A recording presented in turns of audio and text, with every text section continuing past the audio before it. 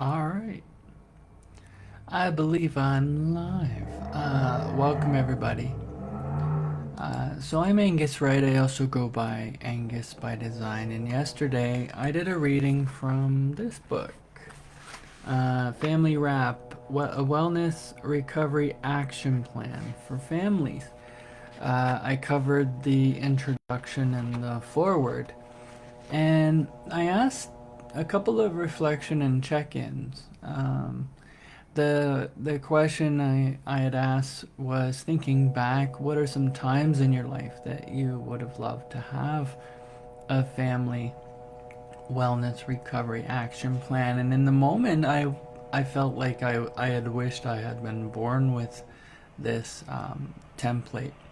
Um, just because in the time that I've been aware of it, and when I completed my first wrap in the end of 2019, it really has become a way of living for me and a way of being, and part of an integrated set of tools that I use. And so for me, this is really about how can I use it today, how can I use it tomorrow, and how can I extend my practice to use it in different places in different ways. So welcome. Today, let's take a look here. Today I'm hoping to cover the key concepts of mental health recovery and wellness recovery action plan, the values and ethics of RAP. And I know yesterday I set my goal to do those two things, but I'm also going to try to add the third, the family wrap overview, and then that way, next time I can get started on the comfort agreement and roll right into it. I'm excited to see what that brings.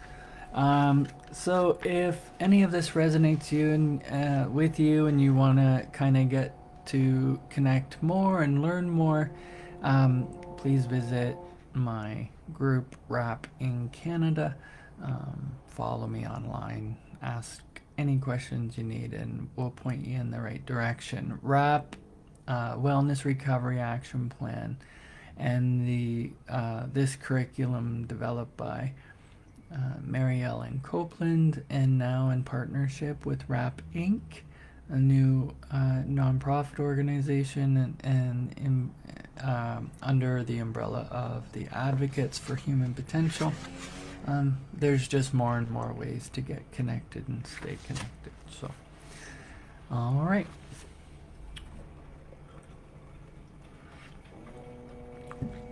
So this is a practice that I have of reading out loud.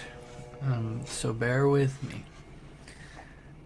Key concepts, and this is on page 8. Key concepts of mental health recovery and the Wellness Recovery Action Plan. There are 5 key concepts of mental health recovery that I discovered in my early studies of how people who experience mental health challenges get well, stay well, and move on with their lives. Concepts that have remained consistent over time.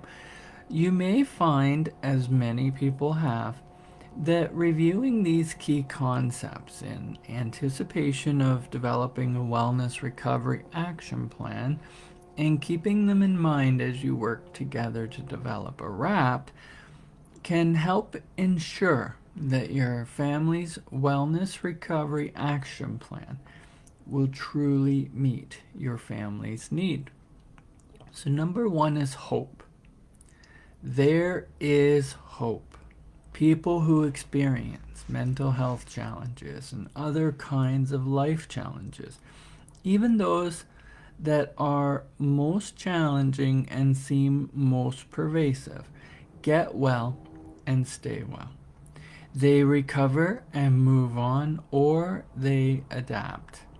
Families that include people who have had all kinds of challenges can and do recover and become the kind of family that everyone in the family agrees they want to be. Dire predictions about the future of your family by anyone at all, including healthcare providers, are not helpful and can be harmful. No one has the ability to predict the future. Maintaining a positive, hopeful attitude supports recovery. If some of your family members have had or have a hard time believing that there is hope for individuals and families, refer them to the numerous stories of recovery that are listed at mentalhealthrecovery.com. Wellness tools that help families have a sense of hope. So, reading stories of individuals and families that have recovered. Reminding each other that there is lots of hope, that people and families recover and that they will too. Holding the hope for individual family members when they have lost hope. To learn more about hope, attend a RAP group and refer to RAP Plus, which is Copeland, published 2011 by Peach Press. Number 2, personal responsibility. It is the responsibility of adults who are experiencing mental health or other kinds of life challenges to do what they can to recover. Support, ideas, and information from family members can facilitate this process.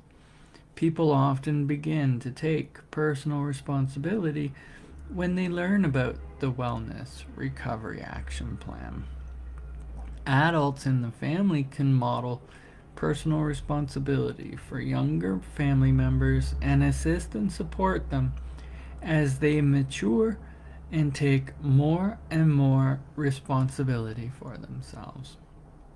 Many people have responded to RAP by saying, "This is something I can do to help myself. I can do this." Families decide they want to heal and then move forward with the healing process. Developing a RAP for the family is a great and easily doable way to begin that process. Each individual in the family can have a RAP, and the whole family can have a family RAP. So, wellness tools that encourage personal responsibility include congratulating others in the family when they have taken responsibility, identifying gradual steps in reclaiming personal responsibility, setting up family chore charts, working with children to help them take more and more responsibility for themselves. To learn more about personal responsibility, attend a RAP group and refer to RAP Plus. Education, number 3. Education facilitates recovery and informs the RAP process. Everyone in the family can, depending on their age and ability, educate themselves. They can do this by searching the internet, reading pertinent books and journals, going to workshops and seminars, talking with people who have lived experience or a particular kind of helpful expertise, and attending RAP groups. This educational process is particularly important if invasive treatments and medications are suggested or being used, or if someone is trying to decrease or stop the use of specific medications. Study the issues from the perspective of people who support these interventions and those who do not. Then Since it is their body and their life, the person who is taking the medication or using the treatment must make their own decision about how they will proceed. So if you are a parent or guardian of a person whose capacity to learn is limited, you must educate yourself in the other person's behalf and then make decisions based on what you've learned, being mindful of what the person who is receiving the intervention for themselves would likely prefer. In considering any interventions, long and short term side effects need to be carefully considered.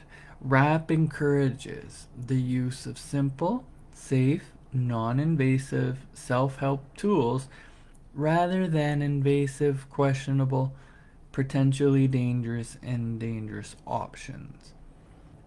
Educational wellness tools, researching suggested medications, treatments, care facilities, and other options on the internet or at the library, attending workshops and lectures, reviewing educational newsletters, joining health education groups, questioning care providers.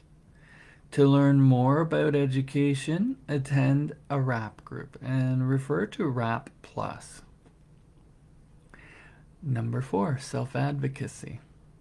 Everyone, and especially people who experience mental health and other life challenges in their families, need to learn or relearn how to advocate for themselves. Over time, people may have been heavily influenced or led to believe that certain courses of actions are necessary. The mental health system has often been accused of perpetuating learned helplessness, convincing individuals and even families that the system, rather than the individual and the family, know what is in the best interest of everyone. Families are led to believe that they need to follow these directives from the experts, even though they involve the use of potentially harmful treatments and substances that do not honor the preferences of the individual and the family. Educating yourselves and modeling for your children, knowing what you are advocating for, and then working to make your preferences a reality are important skills for everyone in the family. Developing and using strong advocacy skills facilitates recovery for everyone. To learn more about self-advocacy, attend a RAP group and refer to RAP Plus. Self-advocacy wellness tools. So role playing, asking for something a person needs or wants, or refusing a particular course of treatment. Calling a doctor to ask for clarification or a treatment change, and requesting help that supports your family values. And number 5, support. Support and mutual support are what families are all about. When people in the family are having a difficult time, they sometimes forget how to be supportive.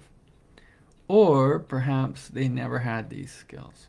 Individuals and families usually build various kinds of support into their RAP. This book is full of ideas on how family members can be more mutually supportive. And support wellness tools include compliment a family member about a job well done, listen to a family member without interrupting or giving advice, validate a family member's feelings about a difficult situation, and spend extra time with a family member who is feeling sad or disappointed. To learn more about support, attend a RAP group.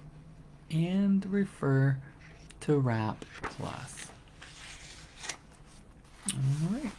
And Wellness Recovery Action Plan, Values and Ethics.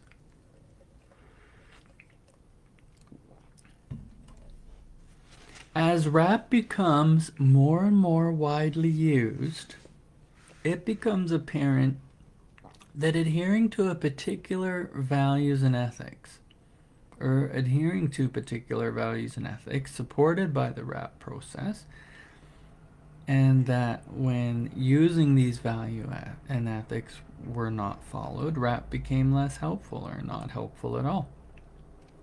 So the following values and ethics have been adapted for families who are working together to develop and use RAP. I suggest you use them as a guide for developing your family RAP and all of your family activities.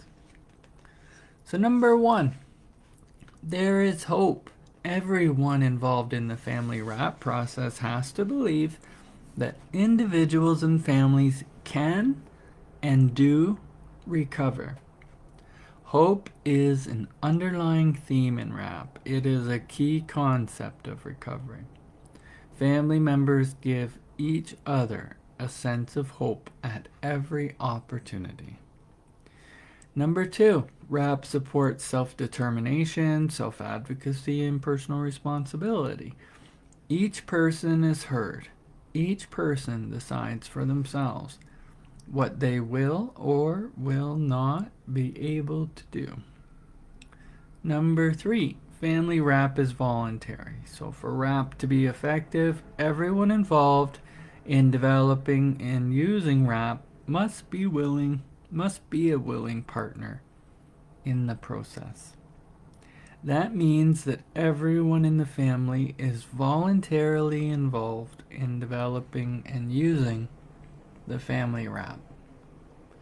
Number 4, in family RAP, it is understood and accepted that each person in the family is the expert on him or herself, and that the family is the expert on itself.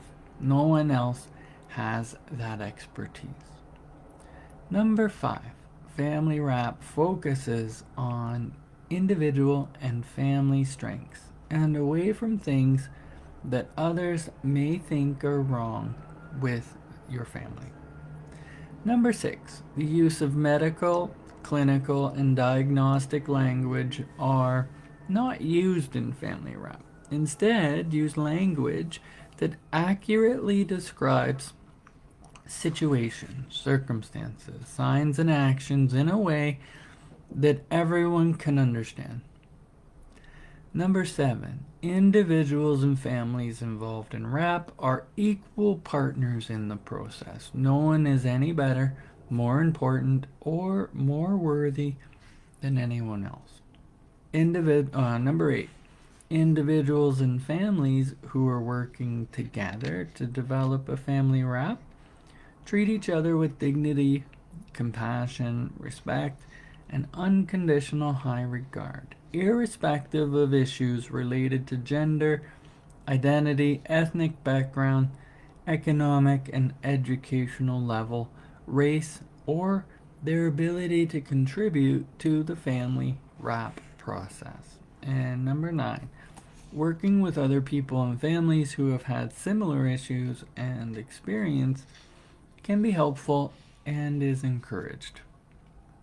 And number 10, it is understood that mental health issues are the result of stressful or traumatic life experiences, and not the result of an unproven biological disorder. Therefore, people in the family should be believed and validated when they share their feelings and experiences, and given opportunities to talk to caring individuals of their choice, in the family or outside of the family, about their feelings and experiences.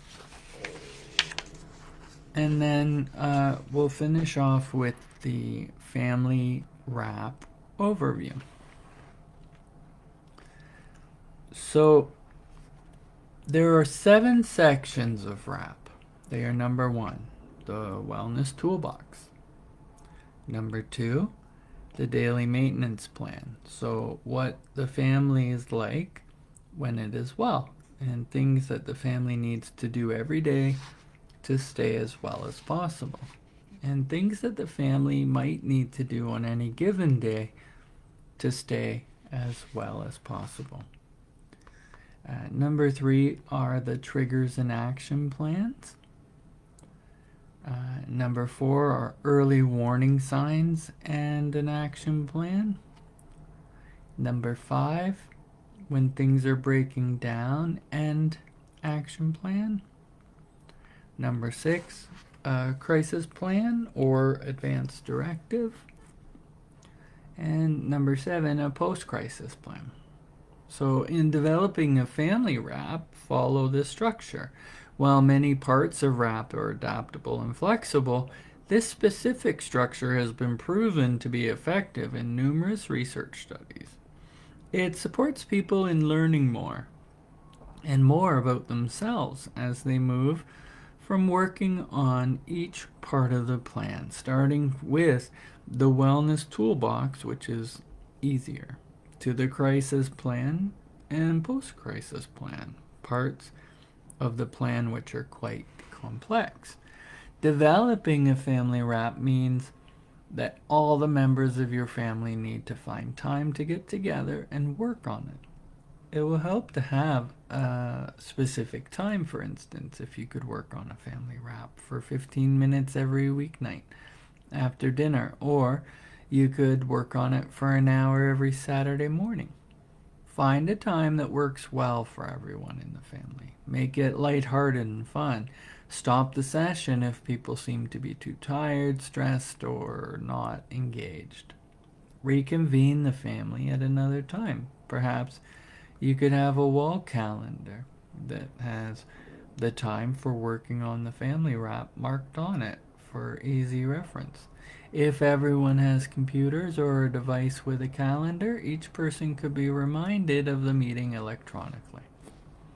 You may want to follow the work session with a special treat, like a movie or a snack that everyone enjoys. Make developing family WRAP an enjoyable time for everyone. Make sure everyone has an equal opportunity to participate in the process.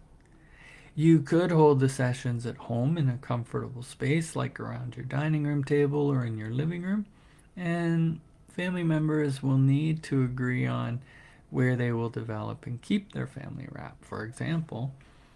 For instance, they could write their family WRAP on sheets of easel paper mounted on the wall or on a whiteboard or blackboard as they're working on it. Then a family member can copy it into a binder or onto a computer for easy access by anyone at any time. If it is copied onto a computer, everyone could easily get copies on an ongoing basis. And I suggest you keep your WRAP in a loose leaf binder, having a tab for each section. Using paper that has holes punched in the sides, you can easily develop the lists on a computer and print them to include them in the binder. Save the lists on the computer as well. When you want to make changes, you can easily do it on the computer. Throw out the old printed list and insert the new printed list. Store the binder in a place where it is available for easy review. All right, so that covers those chapters, which include the 5 key concepts. So is there one of those key concepts that resonate with you today? I think for me it really starts with hope, and I just love the messages where there is hope and we can hold hope. Definitely I have experienced where I didn't feel it, And so I would personally say that hope stands out for me today. And then looking at those, we also reviewed the values and ethics of RAP. And these are values and ethics that were co-created, and that um, you know, it's not just one single person who came up with these practices. So just looking at that, was there one of those that stood out for you? Of course, the first one being that there is hope. So I mean, I could definitely cheat and say that, but I think what I love is that RAP focuses on an individual, and our family strengths, as opposed to looking at what's wrong with us, right? So, but what stood out to you? Please feel free to share or comment or reflect on that, and reach out in ways that are meaningful. So next time, my goal will be to cover the comfort agreement, which is also known as, and originally referred to as, the safety agreement and the safety action plan. Then we'll cover the wellness toolbox. Now these are cheap, easy, free, accessible things that we co-create, we work on, we brainstorm together, so that when we're filling in the more challenging parts, we have a list that we've already brainstormed. I don't know if you are like me, but when I get caught up in my feelings or get caught up in my experiences, my brain goes out the window, so to speak. So having a list and being surrounded by wellness tools definitely gets me further. And then we'll also cover, so we'll cover that. And then I think we'll actually also cover the daily maintenance plan next time. So thank you, everyone. I'm Angus Wright. I also go by Angus by Design. This is just a reading from my copy of the book Family Wrap by Mary Ellen Copeland, and this is a wellness recovery action plan for families. Please do reach out. Please tell me about where you can find this resource, and I look forward to connecting with you. Be well.